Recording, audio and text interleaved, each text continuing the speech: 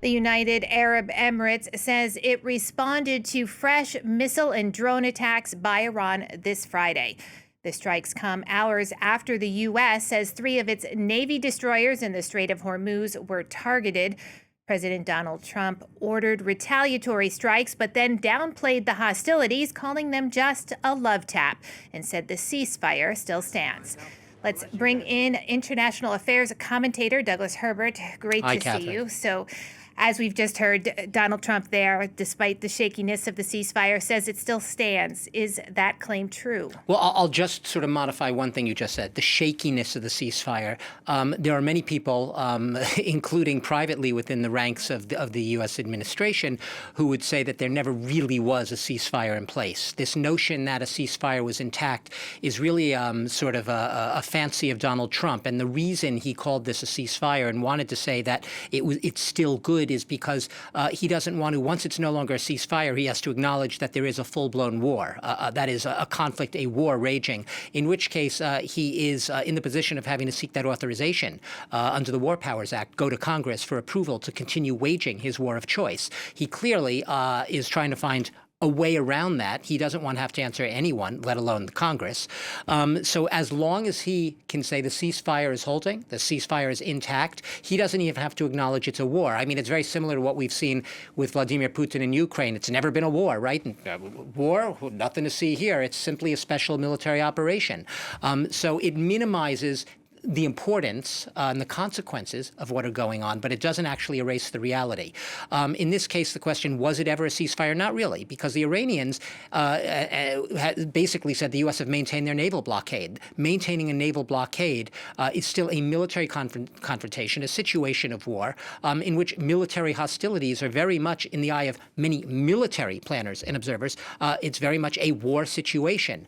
What we have concretely seen in the latest exchange of fires, yes, it gives the lie blatantly to anyone who would claim that the ceasefire is intact.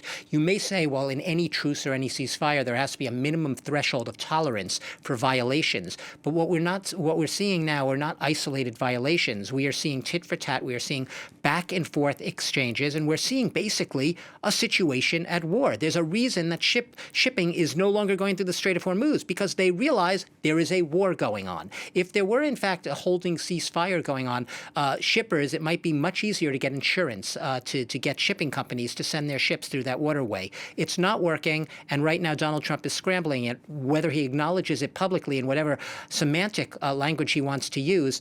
No, there is not a ceasefire intact. There's even a question of whether there ever was a ceasefire. Now, Doug, there's a new U.S. intelligence assessment that says that Iran can actually survive a U.S. blockade on the strait for 3 to 4 months. So before economic hardships take their toll. What does that mean for Trump and his plans going forward? It's awful news for Donald Trump. You're not going to hear that from Donald Trump or the White House, because officially, as you know, the U.S. has essentially won the war.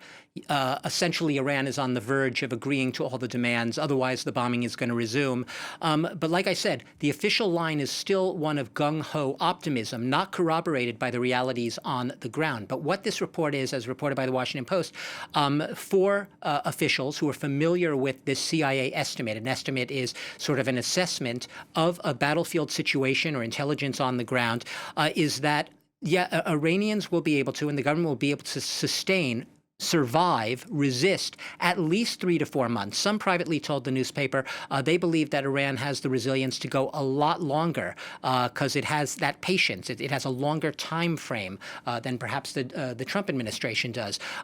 And not only can they hold out economically, but the report also says, the CIA estimate, that Iran retains the vast majority of its munitions, whether we're talking about the mobile launchers for missiles and the missiles themselves, up to 70 or 75% of its pre-war arsenal. So this sort of rhetoric coming from Trump, it's rhetoric, where the other day he said something like, well, they probably have about 18 or 19% of their missiles left. It's simply it's not even a false claim. It's just not true if we're to believe the CIA estimate. Now, we know that Donald Trump in the past has belittled his own CIA. He's made light of it. He's essentially said he doesn't trust his own CIA. So he doesn't rely on that. He relies on his own people. But the problem right now in his administration are his own people are all, Catherine, yes men. There's no one there sort of pushing back or challenging what Donald Trump wants to hear. Doug, thank you so much for your insights. That's Douglas Herbert, our international affairs commentator.